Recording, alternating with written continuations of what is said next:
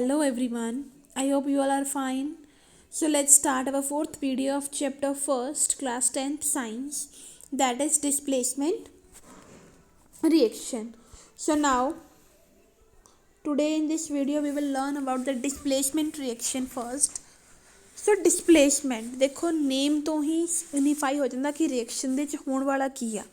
Displacement, ਡਿਸ means ਹਿਲਾਣਾ, place ਮਤਲਬ ਉਸ ਜਗ੍ਹਾ ਤੋਂ, ਡਿਸਪਲੇਸ ਮਤਲਬ ਕਿਸੇ ਚੀਜ਼ ਨੂੰ ਆਪਾਂ ਹਟਾ ਕੇ ਕੋਈ ਨਵੀਂ ਚੀਜ਼ ਲਗਾ ਰਹੇ ਹਾਂ ਉਸ ਪੋਜੀਸ਼ਨ ਤੋਂ ਹਟਾ ਕੇ। So these are the reaction in which more reactive element displace less reactive element from its compound। देखो इस ਆਪਾਂ ਨੈਚੁਰਲ ਜੇ ਆਪਾਂ ਕੰਸੀਡਰ ਵੀ ਅगर ਦੇਖੀਏ ਕਿ ਦੋ ਸਟੂਡੈਂਟਸ ਨੇ, ਜੇਕਰ ਇੱਕ ਆਪਣੇ ਕੋਲ healthy powerful then it will over dominant over the weaker one. So similar condition is ਹੈ ਜੋ ਆਪਣੇ ਕੋਲ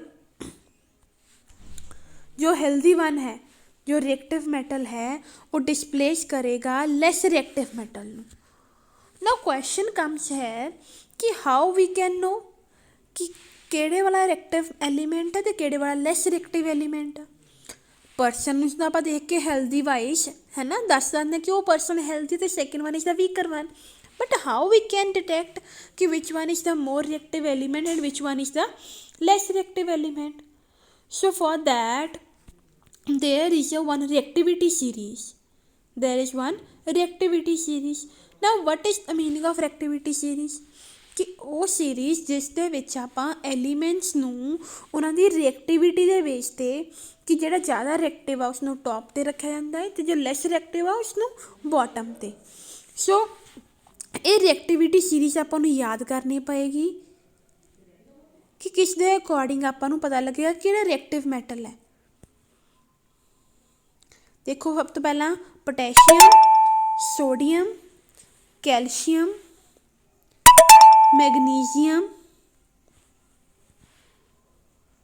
aluminium, zinc,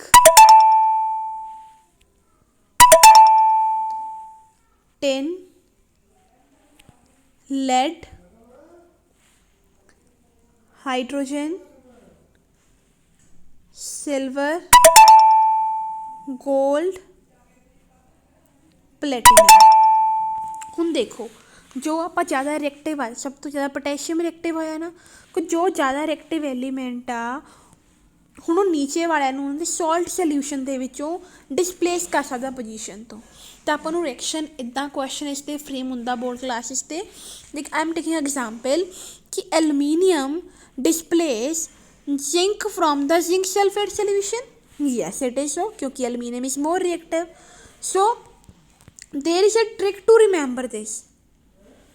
Please stop calling me.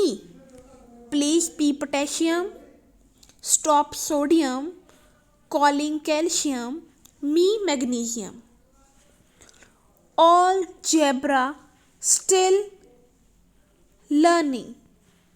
All aluminium, zebra zinc Zn, still Sn tin, learning lead, Pb is the symbol of lead.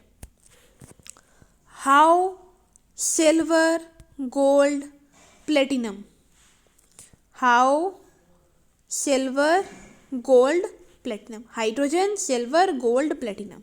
ਸੋ ਇਸ ਤਰੀਕੇ ਦੇ ਨਾਲ ਆਪਾਂ ਇਹ ਐਲੀਮੈਂਟਸ ਦੀ ਜੋ ਰਿਐਕਟੀਵਿਟੀ ਆਰਡਰ ਯਾਦ ਕਰ ਸਕਦੇ ਹਾਂ। So this is called the reactivity series. Now further moving there is taken the simple general example of the reaction 1. So it's a very common example and most of the question was asked from here ki what will happen when we add iron nail in a copper sulfate solution? First of all जो copper sulphate solution ਹੁੰਦਾ ਹੈ that is of the blue colour. जो blue colour ਹੁੰਦਾ copper sulphate solution ਦਾ। ਇਸ ਦੇ ਵਿੱਚ ਦੇਖੋ ਆਪਾਂ ਥਰੈਡ ਦੀ ਹੈਲਪ ਦੇ ਨਾਲ ਆਇਰਨ ਦੀ ਇੱਕ ਨੇਲ ਨੂੰ ਡਿਪ ਕਰ ਦਿੱਤਾ। ਹੁਣ ਕੀ ਦੇਖਾਂਗੇ ਆਫਟਰ 30 ਮਿੰਟਸ ਕੀ ਹੋਏਗਾ, ਜੋ ਆਪਣੀ ਆਇਰਨ ਦੀ ਨੇਲ ਆ ਉਸ ਦੇ ਉੱਤੇ ਬਰਾਊਨ ਕਲਰ ਦਾ ਸਬਸਟਾਂਸ ਡਿਪੋਜ਼ਿਟ ਹੋਣਾ ਸਟਾਰਟ ਹੋ ਜਾਏਗਾ। ਜੇਕਰ ਉਸਦੇ ਉੱਪਰ ਬਰਾਊਨ ਕਲਰ ਸਟਾਰਟ ਹੋ ਗਿਆ ਅਤੇ ਜੋ ਸੋਲਿਊਸ਼ਨ ਦਾ ਕਲਰ ਹੈ blue colour that also start converting into the pale green. जो लाइट ग्रीन कलर ਦੇ कन्वर्ट होना स्टार्ट हो जाएगा। ना हुण इदां क्यों, क्योंकि इत्थे रिएक्शन हुई है अपने कोल that is our displacement reaction.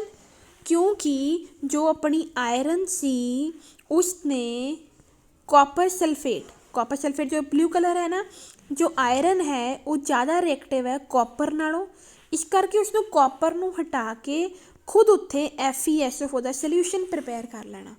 So that is कि जो अपना सल्यूशन का कलर भी चेंज होएगा। नाउ जो अपना उसके उपर डिपॉजिट होया, जो आप गल कर रहे हैं ना कि जो आयरन दी नेल है उसके उपर एक ब्राउन कलर दी लेयर फॉर्मेशन स्टार्ट होगी। So now what's that layer, that is the deposition of the copper, कि कॉपर डिपॉजिट होना स्टार्ट हो चुकी है। जो ब्लू कलर सी फेड अवे, फेड मतलब कि लाइट होना स्टार्ट हो जाएगा, तो उसकी जगह पे लाइट ग्रीन कलर फॉर्मेशन होनी स्टार्ट हो जाएगी।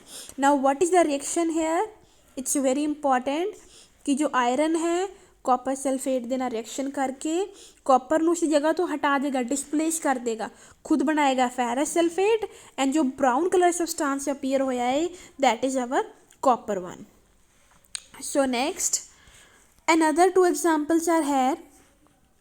First is a zinc with the copper sulfate. Zinc is also more reactive than the copper one, तो zinc बन जाएगा। तो जो अपने को कॉपर सल्फेट का ब्लू कलर होंदा है, तो जो जिंक सल्फेट है that is of colourless solution बनेगा इसके विच, जो कॉपर ब्राउन कलर तो डिपॉजिट होएगा ही होएगा। Then lead with copper chloride, तो lead is also more active than copper, तो लैड डिसप्लेस कर दो कॉपर नूं, तो उसकी पोजीशन लेके lead chloride and copper obtain हो जाएगा। So zinc and lead are more reactive element than the copper. So how we can know this, आपां नूं कित्थों पता लग गया, ड्यू टू रिएक्टिविटी सीरीज। जो स्टार्टिंग दे विच ही दस्सिया ना, जो रिएक्टिविटी सीरीज दे विच ते आपां नूं ओह याद करनी पएगी, then we are able to answer this type of the questions. Next type of reaction is our double displacement. देखो नेम ही की स्पैसीफाई कर रहा, डबल। पहला कला सिर्फ आप डिसप्लेसमेंट, हुण नाउ डबल मतलब कि दोनों। पहला सिर्फ अपने को एक मैटल सी जो रिएक्टिव वाली दूसरे नूं उसकी जगह तो हटा के परां कर दिंदी है, but now in this reaction what is going on, exchange of ions between the reactants, both ions, जो दोनों दे दोनों आयन्स ने वो आपस च एक्सचेंज करनगे, एक दा पॉजिटिव दूसरे दे पॉजिटिव की पोजीशन ले लेगा, तो दो न्यू सबसटेंस बनाएंगे। So the reaction in which both the ions of the reactant exchanged and formation of the new product forms takes place. Now in this reaction there is the formation of barium sulfate crystals and sodium chloride solution from sodium sulfate and barium chloride. ਹੁਣ देखो sodium sulfate है अपने कोल Na2SO4, wait a second, let me erase this first। हाँ जी देखो जो है अपने कोल sodium sulphate Na2SO4 plus barium chloride BaCl2। हुण आयन्स का मतलब की होया, ए वाला बेरियम इत्थे सोडियम, ये आपस दे विच अपनी पोजीशन एक्सचेंज करनगे, तो प्रोडक्ट देखो की बन गए, जो सोडियम ने पोजीशन एक्सचेंज करके क्लोरीन नाल रिएक्शन बनाया प्रोडक्ट, तो जो बेरियम है उसने प्रोडक्ट बनाया अपना सल्फेट दे नाल। जो रिएक्शन आप अलग तो बैलेंस कर लाँगे कि 2 सोडियम आर देयर है ना, एंड 2 क्लोरीन बेरियम सल्फेट।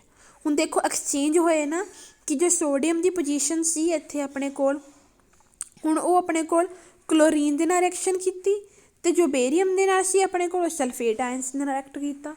सो इस चीज़ नूं आपां की कह रहे हैं कि दोनों दे दोनों आयन्स एक्सचेंज हो जाएंगे। So that reaction is called double displacement reaction. And one more star marking point है दैट इज़ प्रेसिपिटेशन। ये काफ़ी बच्चों को समझ ही नहीं आता कि प्रेसिपिटेट का मीनिंग की होता है। जिदा कोई रिएक्शन की, मन के चलो आप 2 लिक्विड्स भी मिक्स कर रहे हैं, तो कोई चीज़ सॉलिड मटीरियल अपना बन के सैटल डाउन हो जाए इस ट्यूब के, कोई सॉलिड चीज़ देखो आ टेस्ट ट्यूब दिखाई है, इस वाइट कलर दे कोई सॉलिड मटीरियल बनया, ता ही उसके वाइट कलर आया ना, अपीयर होया। तो जो सॉलिड मटीरियल स्टार्ट होंदा बनना कि जो with the passage of time अपना टेस्ट ट्यूब के नीचे बैठ जाता है, so that is called precipitate. उसनों कहने आपां precipitate। ਹੁਣ ਜੇ precipitate ਬਣ ਰਿਹਾ ਹੈ so that reaction is called precipitation reaction। so जो double displacement reaction that is also called precipitation reaction। so next example of the double displacement reaction, याद करो ये रिएक्शन आप चैप्टर की स्टार्टिंग ते पढ़े सी जिथे आप पढ़िया सी what are the changes observe during a chemical reaction कि आप लैड नाइट्रेट नूं पोटैशियम आयोडाइड मिक्स करांगे, दोनों ही कलरलैस ने तो जो प्रोडक्ट बन रहा सी that is of the colour change that is yellow colour precip. देखो हुण दो क्लीयर सोल्यूशन ऐड किया and we are getting one yellow colour PPT precipitate means कि जो अपने को सॉलिड मटीरियल आया। सो क्वेश्चन आएगा कि colour of the product one yellow is obtained and name the product whose colour yellow we are getting that is of the PbI2, that is of the PbI2 जो lead iodide का अपने को colour आया है। सो ये reaction आपको ऐसे पता होना चाहिए lead nitrate PbNO3 twice 2Ki PbI2। बच्चे ये तो तुहानूं सब नूं आंदा ना कि जिवें अपने को देखो लैड नाइट्रेट लिख रहे हैं आप PbNO3 है ना, जो अपने को लैड की वैलेंसी होंगी है 2 तो नाइट्रेट की वैलेंसी होंगी अपने को -1 तो आपां की करना होंगे इसनूं क्रॉस मल्टीप्लाई करना होंगे फिर PbNO3 इस दे उपर की है ना ट्वाइस। इस तरीके अपने को फॉर्मूलेस ड्राइव होंगे जो आप 9th स्टैंडर्ड करके आने हैं कि how we can know the है ना how can write the chemical formula of the compound one. So this is also कि दोनों ही इत्थे लैड नाइट्रेट ना सी अपने को रिएक्शन कर रहा तो इस साइड लैड आयोडाइड ना कंपाउंड बना रहा, इत्थे पोटैशियम आयोडाइड ना सी इत्थे पोटैशियम नाइट्रेट कि दोनों के दोनों ही आयंस एक्सचेंज हो चुके हैं अपनी इस reaction they which. Next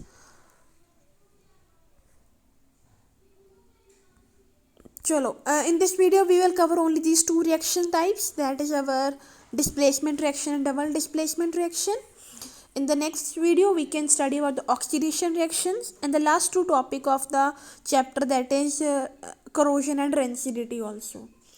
So till this point these two reactions are completed, so you can go through this and kindly like and subscribe my channel and like this video and share it with your friends. Thanks for watching and have a nice day.